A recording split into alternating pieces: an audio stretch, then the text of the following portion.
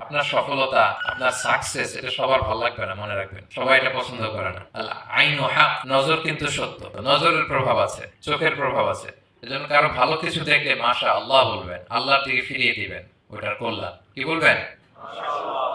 একটা সুন্দর ফুটফুটে বাচ্চা দেখলে মাশা আল্লাহ। কারো সফলতা দেখলে, কারো ফার্মে গেলেন, বাগানে যেয়ে দেখলেন ফল মূল ভর্তি, কি বলবেন? মাশা আল্লাহ, বিসমিল্লাহ মাশা আল্লাহ বলে এটাতে আর ক্ষতি হয় না।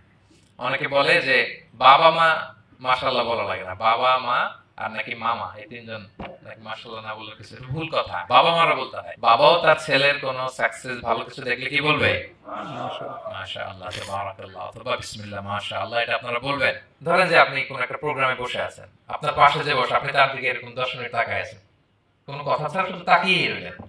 তার কি ভালো লাগবে বলেন? সে কি কমফোর্টেবল ফিল করবে? সে ভয় পাবে, অস্বস্তি ফিল, আপনি কিছুই করেন নাই।